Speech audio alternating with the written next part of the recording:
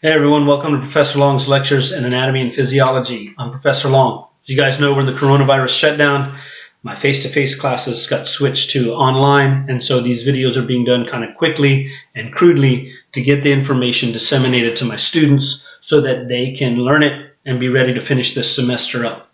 So if you're watching this video as intended for the students taking my class the way that I like to teach the information. If anyone else out there finds this helpful, great. If not, oh well. I always welcome some constructive criticism as well. So, this video is intended for my Human Anatomy and Physiology 2 class, Biology 2402. We're going to be covering the male reproductive system in this video. We're going to go through the endocrine part of it, the hormones that are involved. Even though we did them earlier in the semester in the endocrine system, we're going to repeat them. They're that important that we keep repeating them. And repetition is how you burn it into your brain for the long term. Then we're going to go over the secretions that are in the table on top of page 97 if you're following my note set. And then we'll go into sperm production and male reproductive function. In the future, we'll do a female reproduction video, and then we'll do development, and we'll wrap it all up and finish the semester. We're almost done, guys. Hang in and push hard to the end. Okay, finish strong. So if we were looking at the human brain from a lateral view, or maybe a mid-sagittal view, we know we have the thalamus in here, and we have a little wedge-shaped area called the hypothalamus, and then the pituitary hanging off. Not drawn to scale, that would be a massive pituitary. The pituitary is also called the hypophysis. There's another name for it, and the hypophysis is the fancy snotty term for the pituitary. Now, I'm going to cut out a piece of the hypothalamus and the pituitary and enlarge them. So, this structure here would be our hypothalamus. There's a little nub of tissue that attaches the hypothalamus and the pituitary called the infundibulum. And then we have a pretty good sized pituitary here. Our pituitary gland is divided into the anterior and the posterior pituitaries. The posterior pituitary secretes some hormones, ADH and oxytocin. The remainder of the pituitary secretes a myriad of hormones that have a number of effects on homeostatic conditions. But another name for the posterior pituitary is the neurohypophysis because it has neurons that send axons down and then release the neurotransmitter there. We're not focusing on that. The anterior pituitary is often called the adenohypophysis or adeno, because adenoid refers to gland. And so what's going to happen? What's going to happen is this. Sorry, my allergies have been kicking. I have a group of cells up in the hypothalamus that can secrete a hormone that we call GnRH, which stands for gonadotropic releasing hormone. Okay, and for those of you not indoctrinated in my class into believing this, I don't believe in indoctrinating students, but my abbreviation of hormone is an H with an R kind of attached to it. I get tired of writing the word hormone, so I just do it that way. But we can see that we have gonadotropic releasing hormone. This is a hormone that is secreted by these cells. It will enter some specialized blood vessels called the hypothalamo-hypophyseal portal system, if you remember that. And that hormone can travel and affect two different groups of cells in the anterior pituitary. And as the hormone travels through the portal system and pops out, two different groups of cells can be affected by it. At one concentration and one pulsatile release, at a certain frequency of pulsations, a certain volume that's released, stimulates one group of cells. As the pulsatile effect increases, one group of cells shuts off their production of a hormone and another group of cells switches on. So I'm going to draw two groups of cells here. I'm going to try to use some different colors so that we can follow along, but I do get limited on my markers. So one group of cells here, when they receive the hormone, are going to release an alternate hormone, and that hormone is going to be called FSH. It was first discovered in females because it stimulates development of the ovarian follicle. Turns out that males started off as females in the womb, and the ovaries morph into testes, the fallopian tube becomes the vas deferens and the epididymis, and a bunch of structures switch over. So this hormone was named when it was discovered in females, and it's called follicle stimulating hormone, and it turns out to be the same one in males and females. Now, follicle stimulating hormone, as it enters the bloodstream, will eventually exit the bloodstream at the testes. Now, so what you'll see is as it pops out here, it's going to bind some cells in the testes. Now, when we go into the testes, if we were to look at them in detail, there's an oval mass, a testicle or testis. It has a tube that enters that coils up on its surface called the epididymis, and then that will leave through another structure called the vas deferens or ductus deferens. As the epididymis enters, it breaks up into a bunch of smaller tubules, something they call the rete testes, R-E-T-E, and then testes. But eventually that's going to break up into these small coiled up tubes, many of them called seminiferous tubules. If we were to slice the testes open and see these little tubules on end, one of them or a couple of them might be these large structures like this. Okay? I'm going to draw a couple of these, or several of them, for a reason. So these are called seminiferous tubules, because that's where semen is going to develop, the sperm cells. Okay? So now, in the seminiferous tubules, if you take a look at them, there's a special group of cells that sit in the seminiferous tubules that never go anywhere. Okay? And these cells are found all along the edges here. And they break these seminiferous tubules up into some little structures. But nonetheless, these are called nurse cells or Sertoli cells. S-E-R-T-O-L-I. Nurse cells or Sertoli cells. They kind of nurse the sperm along and help them develop. Now, it's within, I'm going to erase this one just because I need some room here. Within the seminiferous tubules, near the outer edge, is a group of cells down here that live near the edge that are really a type of stem cell. And these cells that live around the edge here happen to be called spermatogonia.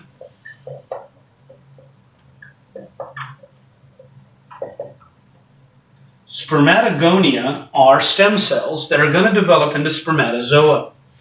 They're going to divide by a process called mitosis. Mitosis is the cell division we covered early in part 1A and P, where the cell replicates its DNA and then divides into two cells that end up being clones of each other. So when it divides by mitosis, the old cell stays behind and remains one of these spermatogonia, but the new cells move forward. And at that stage, I'm going to put a little 1 with the prime here. At that stage, the spermatogonia become what's called a primary spermatocyte. Okay? And this cell is still what we call diploid. It has all the same genetic information. Now, one of the issues is when sperm develop, if a sperm that has 46 chromosomes or 23 pairs fuses with an egg, an oocyte that has 46 chromosomes, you'd end up with 92 chromosomes. We'd have 2 heads and 4 arms, and the next generation and the next generation, we would just be adding more and more DNA, doubling it. So during development, the only cells in the human body that undergo a special type of cell division called meiosis, and some people say meiosis, I say it meiosis, tomato, tomato. But under meiosis, what we do is the cell has to undergo a special type of division where it cuts the genetic material in half. And that allows us to only have 23 chromosomes, not 23 pairs of chromosomes. So for each one of our cells, we have 23 chromosomes from mom, 23 chromosomes from dad.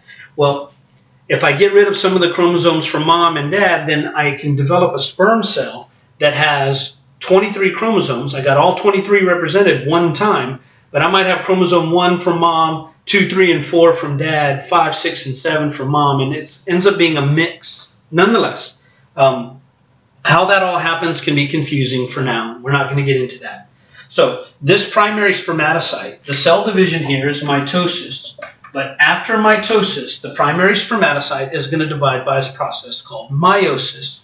And Within the seminiferous tubules, this primary spermatocyte will divide into what we call a secondary spermatocyte.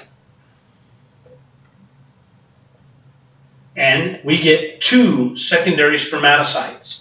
The cell division there is called meiosis, and these cells are said to be haploid.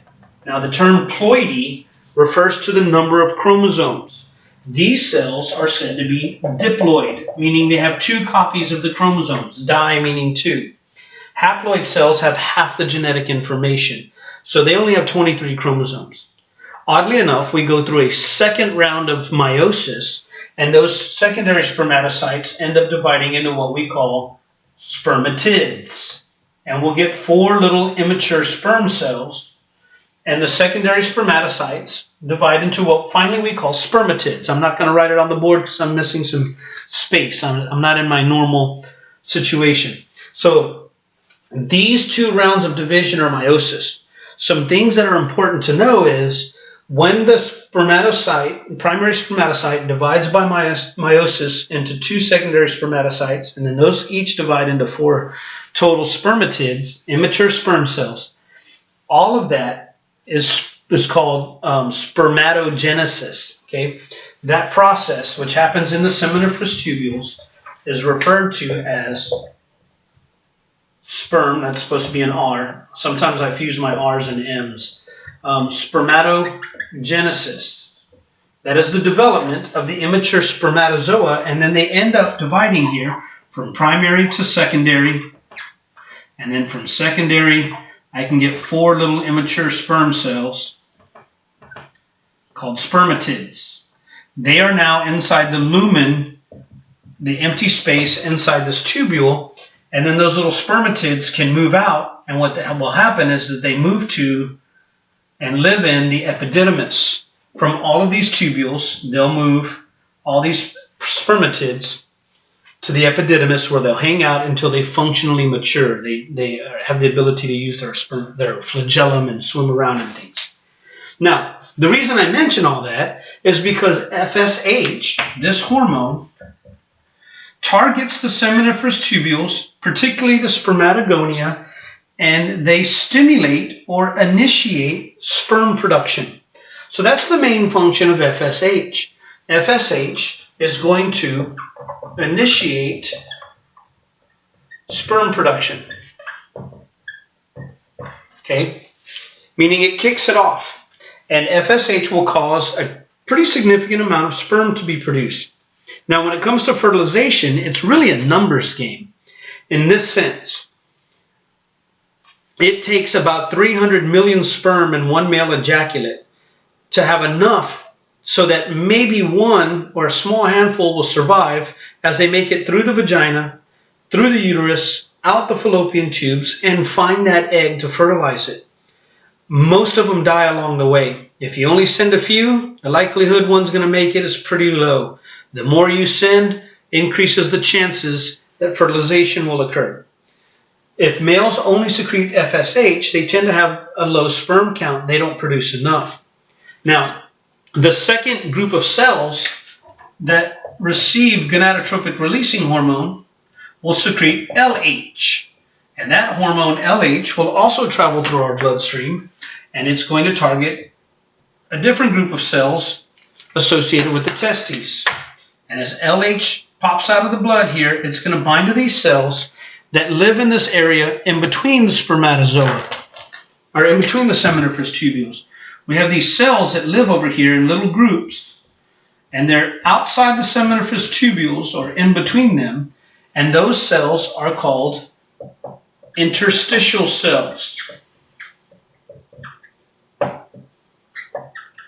And sometimes people call them the interstitial cells of Leydig, or the cells of Leydig, after the guy who first described them. Okay? Now, I'm going to run out of room, so I'm going to erase all this nurse cell, Sertoli cell, spermatogonia stuff so we can talk about what happens with the interstitial cells. All right?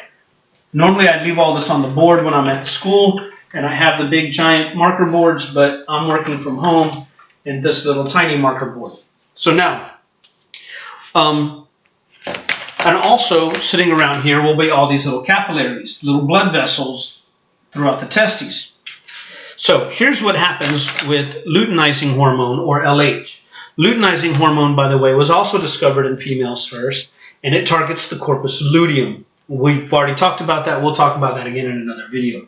But as luteinizing hormone binds to the Sertoli cell, the interstitial cells, the interstitial cells are going to secrete testosterone.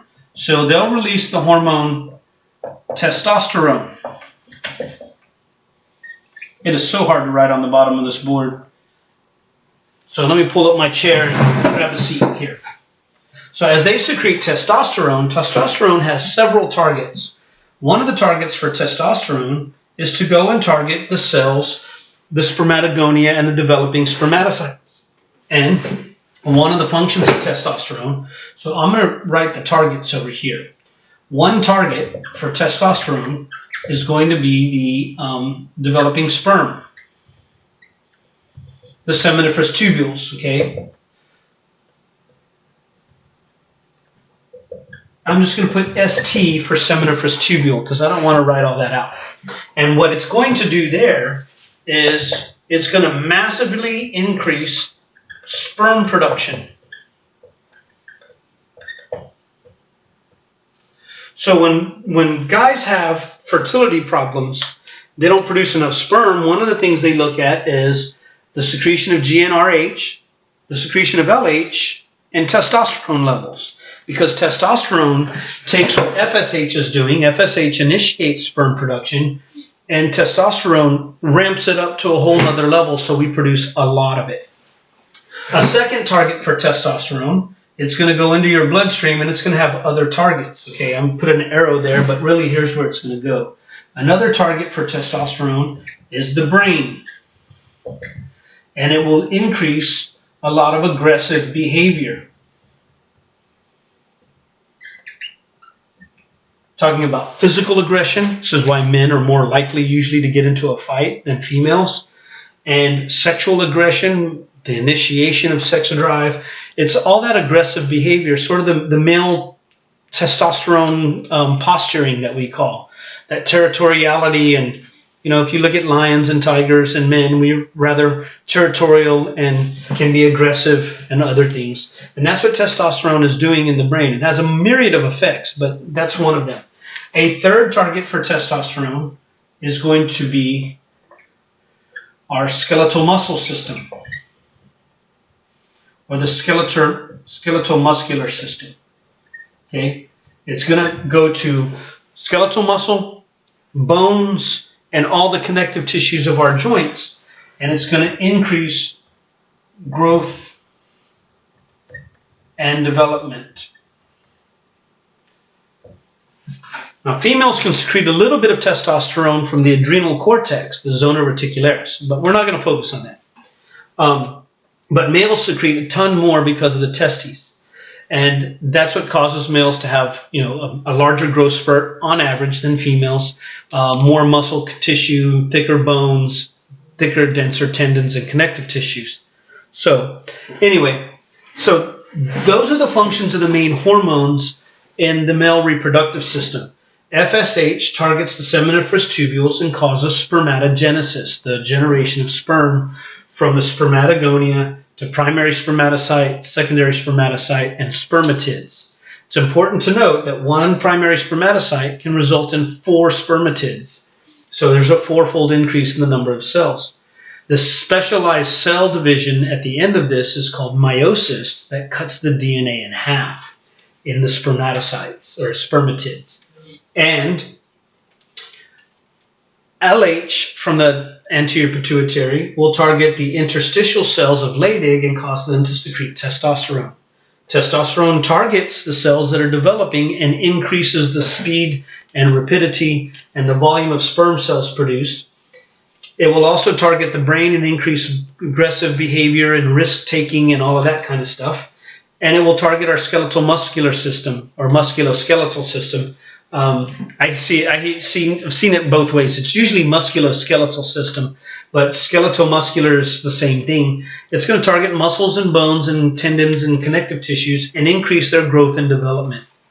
Now, one of the things that does happen is that these hormones can feed back and shut off their own production. Just like your heater in your house, if it's cold and you turn the heat on, as the temperature rises, a sensor detects that it's gotten high enough and it shuts off. And as the temperature drops, another sensor detects that and it keeps coming on and off, keeping the temperature in your home a relative temperature. Well, or relatively similar. FSH and LH regulate themselves. They can feed back to their own production and shut it off. There's also another hormone called inhibin that is secreted that can also inhibit the production of some of these hormones. I'm really not focused on all that. I just really want you to know the overall focus of these hormones and what they're doing. So now, we've covered the overview of the hormones and what they're doing, and we've covered, spermatogenesis as much as I want to do it at this point. So now, if you go to page 97 in my note set, there's a bunch of compounds listed there, and we need to know the functions of these. So I'm going to erase all of this. I hope you got all the information down. And we're going to go to this table, and we're going to look at what are some of the components in the ejaculate, in semen, which is more than just spermatozoa. Okay. Actually, before I do that, I want to do somewhat of an overview of all the glands of the male reproductive system. I'm going to do a drawing of them first. You should know the anatomy from lab, but nonetheless, I'm going to do this with you. Okay. So the urinary bladder, if it sits here, there's some tubes coming in from either side from the kidneys called the ureters. And there would be one on the other side dumping into the urinary bladder. The urinary bladder has a tube that comes out called the urethra that will take urine out of the male reproductive system. So males ejaculate and urinate through the same opening called the urethra, and the opening at the end is called the urethral orifice or urethral os. Now, the urethra actually exits the male organ of copulation, which would be the penis. And the skin that covers the penis actually folds back on itself. This would be the erectile tissue. But if we had the flesh covering the penis, then it actually folds back on itself at one point and makes what we call the prepuce, or what would commonly be called the foreskin. Okay. And when males get circumcised, circum means around and size means cut, like an incision. They cut all the way around and remove the foreskin. Okay. And there's some controversy as to whether you should or shouldn't, and there's some religious implications for certain religions and stuff. I don't want to get into all of that. Nonetheless, we see the glans penis, G-L-A-N-S, no D. Glans is the name of the head of the penis, the anatomical name. The prepuce is the foreskin. And then we have the shaft of the penis, which we know is made up of different erectile tissues. Corpus cavernosum and the corpus spongiosum. There's one corpus spongiosum. There are two corpora cavernosa. We covered all that in lab. So now, just posterior to the penis is a pouch of flesh called the scrotum. And the scrotum, I'm going to make a really large testy here, would have the testes in it. And as you guys know, all those little tubes in the testes, the seminiferous tubules, are going to come together. They're going to exit the testes and coil up into this massively coiled structure called the epididymis. And then that's going to exit the penis here. It's going to go up. I'm going to make this one go a little bit forward. And it's going to loop over where the ureters attach here and go to the backside of the urinary bladder. There's a couple of glands that are important here. There's a pair of glands called the seminal vesicles, or the seminal glands. I'm only going to draw one here, but they split in like a little V. And if this was the back of the bladder, they're sitting right here on the back of the bladder at the base of it, split like that. Okay, that is called the seminal gland. I'll write it out over here. The seminal gland, or the seminal vesicle. That's the one that's in light blue in the drawing. Now, the seminal glands are going to pass through a plum-sized organ that sits at the base of the bladder. And these glands are found in males and not females. That gland is called the prostate. I'll write the prostate up here. It's called the prostate or the prostate gland. You can put the word gland in with it if you want. Well, The seminal gland has a tube that's going to penetrate through the prostate and pass through and dump into the urethra.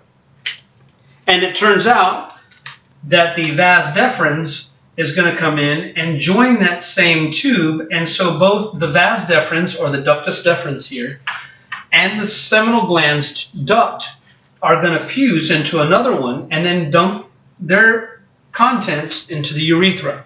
So, the tube as it exits the testes is called the epididymis, and that's the coiled structure. What's important about the epididymis, as I said earlier, is that's where sperm maturation occurs. That's where the sperm functionally mature, meaning they learn how to use their flagellum and swim around, and they can undergo a thing. Well, we'll talk about some of that. So that's what happens in the epididymis. It stores the spermatozoa until they're going to be released through ejaculation, and that's where they mature. If, by the way, they're not released, then over time the sperm can break down and be recycled and reabsorbed also. The tube coming out, going all the way up here, is usually referred to as the vas deferens or the ductus deferens. Now, I said earlier that all of us start off as females, and the testes actually develop inside the abdominal wall as ovaries. During development, when male hormones kick in, the ovaries will morph into the testes, and the fallopian tubes will actually become the vas deferens. And where the fimbriae are is kind of where the epididymis would be, and the testes have to descend through the musculature of the abdominal wall called the inguinal canal, and then fall into the scrotum. That happens usually around birth, just before or just after, but usually before birth. If one gets caught in the inguinal canal or in the abdomen, then we call that an undescended testicle. That means a male won't be able to produce as much sperm. The reason the testes hang outside the body is that sperm production requires a temperature that is slightly lower than body temperature.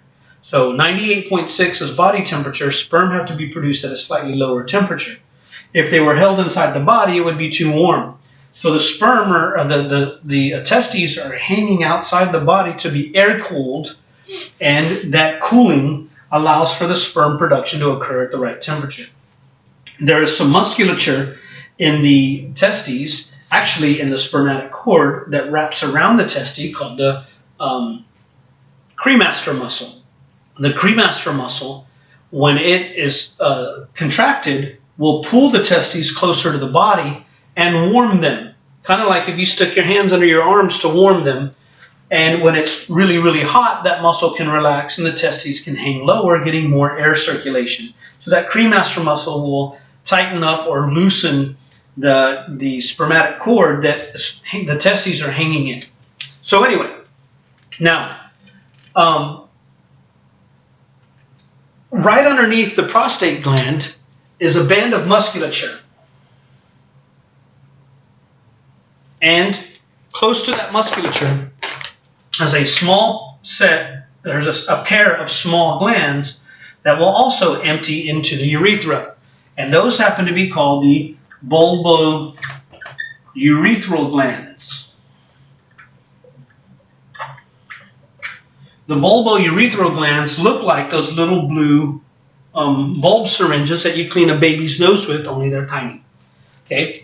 Each one of these glands is going to contribute, as well as the testes, they're going to contribute something to the ejaculator, the spermatozoa, the semen. The testes add spermatozoa and a little bit of fluid. Spermatozoan is the technical term for a sperm cell.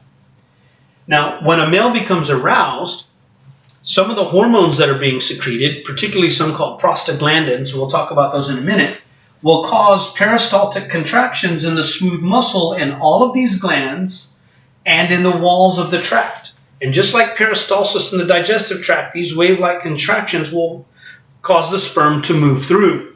It's too far of a distance for them to swim on their own. It would require way too much energy. Okay? So when a male becomes aroused and all these peristaltic contractions begin, then the sperm start leaving the epididymis and move through the vas deferens. The seminal gland, the prostate gland, and the bulbourethral glands will add secretions to the ejaculate. And there's certain compounds in each one of these. Now, in my note set, because an old textbook had it this way, and I always questioned it, but nonetheless, in my notes it says that the prostate releases the stuff called seminal plasmin.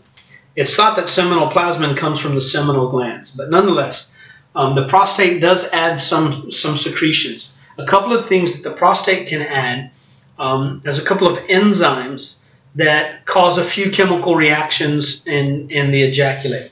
One of them is, I believe there's an amylase that can help break down some protein, some sugars for energy.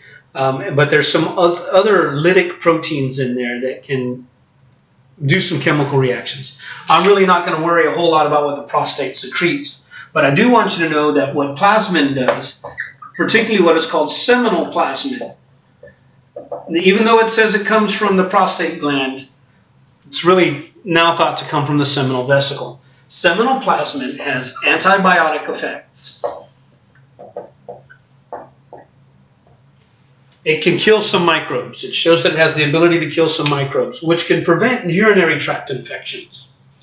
So females tend to get urinary tract infections far more commonly than males for several reasons. One of the number one causes of UTIs is fecal bacteria, because the anus is here and the opening to the vagina is very nearby, and so is the opening of the urethra in a female. We'll see that anatomy.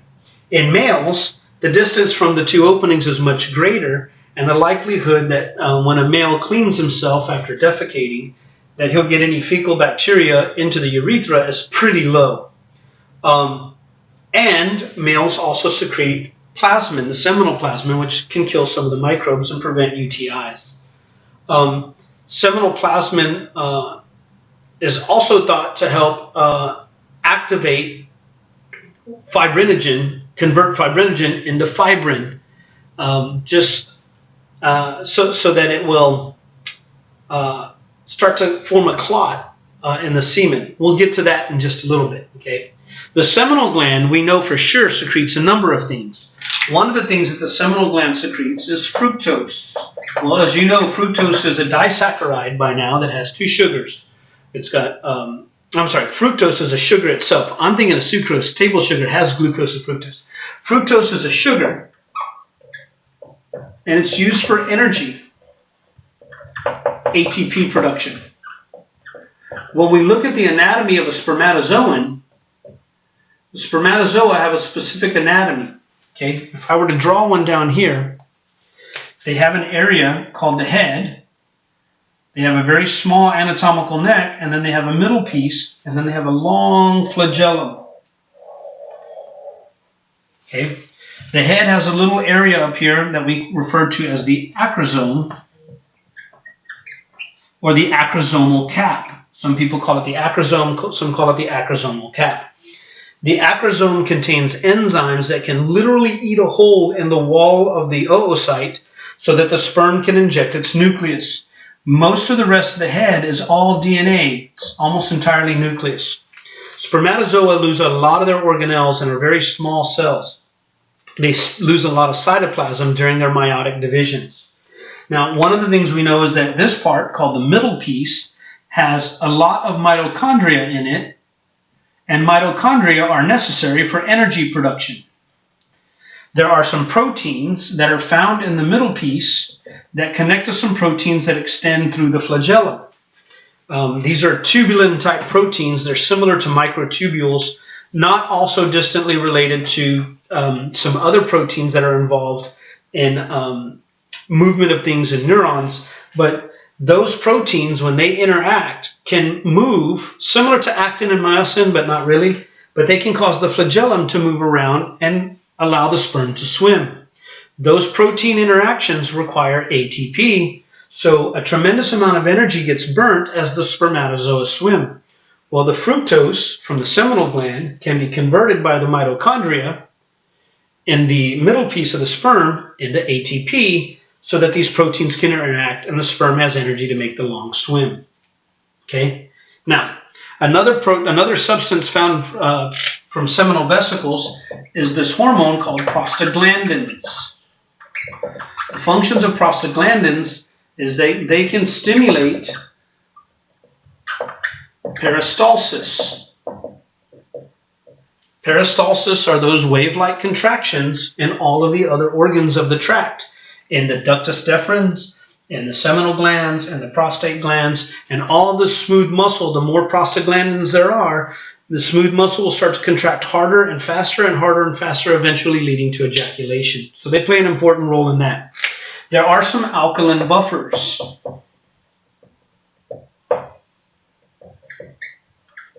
The alkaline buffers can neutralize vaginal acids. Vaginal secretions are slightly acidic. That has an antimicrobial effect. Most organisms need a slightly basic environment to survive. When we make it acidic, cells can be killed. And so vaginal secretions, since the vagina is an opening that which many things can enter the body, vaginal secretions very often are slightly acidic, just like urine is, and it can kill things. These alkaline buffers would neutralize those vaginal acids so that sperm can survive. Otherwise, the acidity of the vagina would kill not only bacteria and other things, it would kill sperm cells. It's said in reproductive biology that the vagina is a hostile environment for spermatozoa, and it can kill them. So the alkaline buffers will neutralize vaginal acids. And then, let me erase bulbourethral gland and move it down a little bit. There's fibrinogen, okay? Fibrinogen, if you remember from blood clotting, is a protein that can be converted to fibrin. Fibrin creates a clot.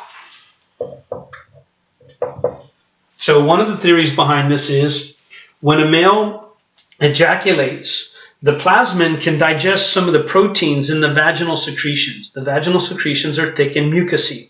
That would be like you trying to swim through a swimming pool filled with syrup. It would exhaust you. It's much harder than swimming through water. Well, it's one of the functions of seminal plasmin is thought that it can help break up some of that mucus nature of the vaginal fluids and make them a little more liquidy so the male can swim through. A few minutes after ejaculation, though, the fibrinogen from the seminal glands gets converted to fibrin, and the fibrin starts to clot up and make the mucus thicker again, so that if a female copulated with another male in a short period of time or within a few hours, his sperm would have a much harder time making it through.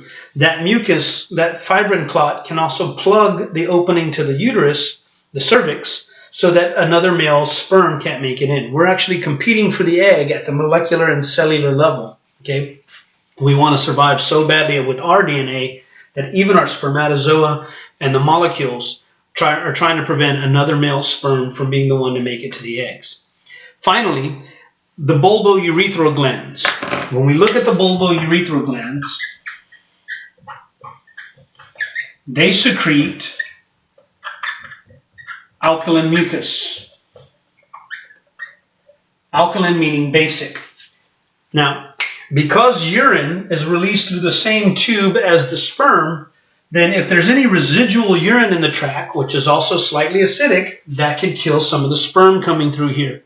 So one of the first things to hit the urethra is the secretions from the bulbourethral gland. And that alkaline mucus will neutralize any acidity left in the tract from any urine, residual urine that might be there. It will also start to be released on the surface of the penis, and it's a secretion that is thought to lubricate the gland's penis itself.